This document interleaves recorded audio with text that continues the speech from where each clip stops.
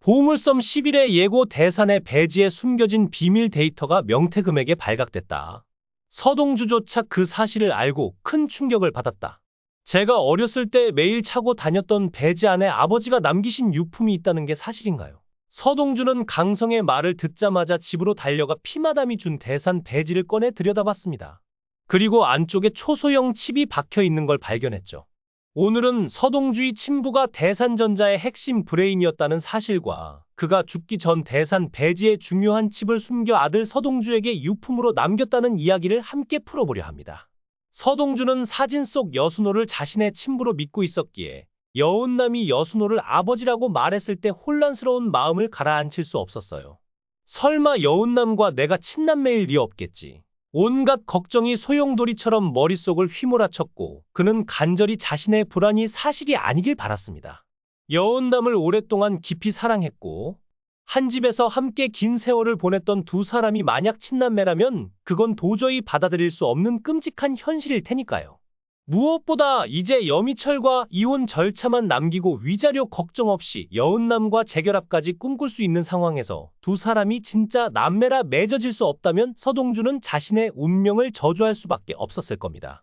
하지만 냉철하고 이성적인 서동주는 곧 마음을 추스르고 쓸데없는 상상에 빠져있기보다 여순호가 정말 자신의 친부인지 확인하는 게 우선이라는 결론을 내렸습니다. 그는 사진 속 강성과 허일도에게 진실을 묻기로 했죠. 그러나 허일도의 말은 도저히 신뢰할 수 없었기에 결국 강성만 찾아가기로 결심했어요. 강성은 의사 강희현의 아버지였고 강희현은 서동주가 기억을 잃고 대산병원에 입원했을 때 최면 치료를 비롯해 여러 도움을 준 은인이었습니다. 그런 그녀의 아버지 강성이라면 믿을 만한 인물일 거라 여겼죠. 늘 서동주를 안타깝게 바라보던 강희현은 흔쾌히 강성과의 만남을 주선해줬고 강성은 따뜻한 미소로 서동주를 맞아줬습니다. 서동주는 간단한 인사를 나눈 뒤 곧장 본론으로 들어갔어요. 경원, 추성현, 여순호, 허일도, 강성이 함께 찍힌 사진을 내밀며 이 두 분이 제 어머니와 아버지가 맞나요? 라고 물었죠.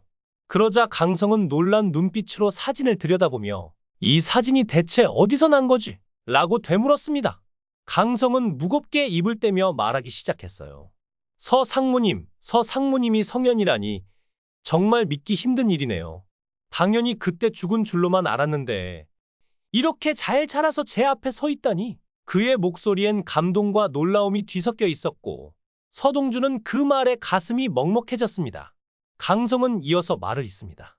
당신이 이렇게 살아남은 걸 보면 하늘에서 경원 제 친구가 분명 기뻐하고 있을 겁니다. 제 친구와 경원이 하늘에서 분명 기뻐하고 있을 겁니다. 강성의 목소리는 떨림을 머금고 있었다. 서동주는 그 말을 듣자마자 혼란스러운 마음을 억누르며 강성에게 단호하게 물었어요. 죽은 여순호가 정말 제 아버지인가요? 이 사람이 제 돌아가신 아버지가 맞는지 정확히 말씀해 주세요. 강성은 잠시 머뭇거리며 깊은 숨을 내쉬더니 고개를 가로저었습니다. 아닙니다. 서상무님. 이 사람은 어린 서상무님을 친아들처럼 아꼈던 여운남의 아버지이자 제 친구 여순호예요. 차덕희의 남편이기도 했죠. 하지만 서상무님의 아버님 역시 제 친구였습니다. 강성은 말을 이어갔어요. 우리 모두 대학 시절부터 함께하며 몇 년간 가족처럼 살갑게 지냈어요. 특히 서상무님 아버님은 대산전자의 핵심 브레인으로 그 능력을 누구보다 인정받던 사람이었죠. 그런데 어느 날 의문의 죽음을 맞이하게 됐습니다. 서동주는 혼란과 충격이 뒤섞인 목소리로 되물었어요. 도대체 그게 무슨 말씀이세요? 강성은 눈에 고인 눈물을 손등으로 닦으며 무겁게 입을 뗐습니다. 서상무님 아버님은 대산전자에서 초고속 승진을 거듭하며 승승장구하셨어요. 그러던 어느 날 술에 잔뜩 취한 채 저를 찾아와 깊은 고민을 털어놓더군요. 대산전자가 연구비를 축소하려고 그를 회사에서 몰아내려 했고 경쟁 기업에 스파이를 심어 중요한 기술을 빼돌리고 있다는 사실이었어요. 그는 한숨을 내쉬며 덧붙였죠. 제품 하나를 개발하려면 수백억 원과 몇 년의 시간이 필요하지만 경쟁사의 기술을 훔쳐오면 큰돈도 긴 시간도 들지 않으니까요. 서동주는 믿기 어려운 듯 의아한 목소리로 반박했어요. 아니요, 그럴 리가 없습니다. 저는 대산전자의 직원이에요.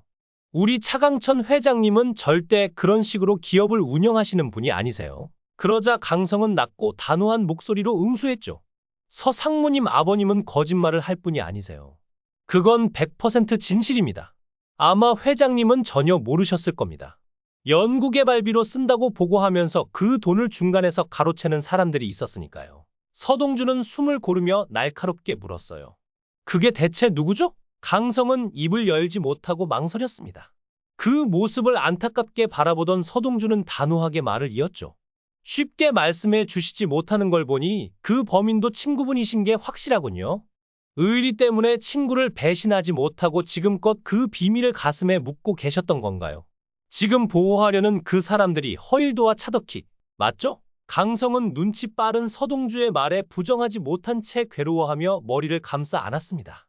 그의 침묵은 진실을 말해주는 듯했어요.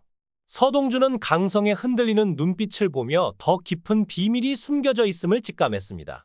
강성은 고개를 저으며 말했어요. 그 두 사람만이 아니에요.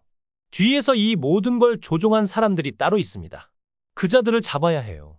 서동주는 날카로운 눈빛으로 물었죠. 혹시 염장선입니까? 강성은 무겁게 고개를 끄덕이며 대답했어요. 맞아요. 그리고 잠시 숨을 고른 뒤 조심스럽게 한 사람을 더 언급했죠. 또 한 명이 있습니다. 바로 공비서예요. 그의 목소리는 두려움으로 떨렸습니다.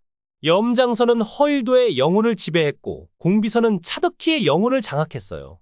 그 두 사람은 젊었을 때부터 염장선과 공비서에게 가스라이팅을 당하며 망가졌죠. 원래 천성이 착한 아이들이었는데 왜 그렇게 악마 같은 인간으로 변해버렸는지 모르겠어요. 제 친구들이라 변호하려는 게 아니라 정말 그들도 불쌍한 애들이에요.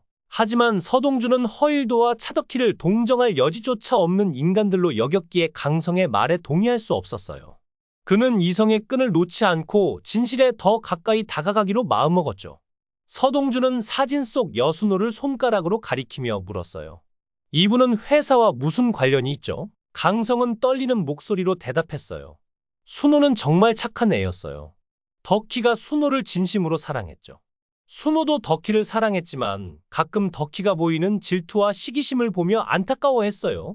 서상무님 아버님이 의문의 사고로 세상을 떠나고 경원 서상무님이 세상에 홀로 남았을 때도 덕희는 그 두 사람을 못마땅해 했어요. 순호가 그들을 너무 챙긴다며 질투했거든요. 그러다 순호와 덕희 사이가 점점 멀어지기 시작했죠. 강성은 거기까지 말하고 입을 다물었고 서동주는 간절히 재촉했어요. 제발 끝까지 말씀해 주세요. 강성은 체념한 듯 낮은 목소리로 말을 이었죠. 순호는 대산전자의 재무 담당이었어요. 연구비가 증발되는 걸 눈치채고 범인을 찾아내려 몇 날 며칠 밤을 새며 장부를 샅샅이 뒤졌죠. 그러다 그 돈이 허일도와 차덕희를 통해 염장선과 공비서에게 흘러간다는 사실을 알아냈어요. 순호는 이 모든 걸 차강천 회장님께 털어놓겠다고 덕희에게 말했는데 그날 둘은 크게 부부싸움을 했던 걸로 압니다. 그리고 얼마 뒤 순호와 경원 그리고 서상무님이 함께 교통사고를 당했어요. 순호와 경원 그 자리에서 숨졌죠. 강성은 한숨을 내쉬며 덧붙였어요. 그 사고 이후 대산전자의 연구비 횡령 사건과 경쟁기업 연구 과제 유출 사건의 증거도 모두 사라졌어요. 분명 순호와 경원 그 증거를 어딘가에 숨겼을 텐데 그게 어디 있는지는 아무도 모릅니다. 서동주는 강성의 말을 듣고 숨이 턱 막히는 듯했어요. 염장선과 공비서 그리고 허일도와 차덕희까지 얽힌 이 거대한 음모의 실체가 점점 드러나고 있었죠. 과연 그 증거는 어디에 숨겨져 있을까요? 서동주는 진실의 끝을 향해 한 발짝 더 내딛기로 결심했습니다. 그 증거들은 분명 순호와 경원 어딘가에 숨겼을 텐데 그게 어디인지는 아무도 모릅니다. 강성의 말이 서동주의 머릿속에 깊이 박혔다. 모든 진실을 듣고 난 서동주는 무거운 발걸음으로 집으로 돌아왔어요. 여운남과 남매가 아니라는 사실에 안도의 한숨을 내쉬었지만 친부모가 억울한 죽음을 당했다는 사실에 슬픔을 주체할 수 없었죠. 그는 부모님이 자신에게 그 증거를 남겼을 거라는 확신이 들었고 어머니가 남긴 유품을 하나씩 찬찬히 들여다봤습니다.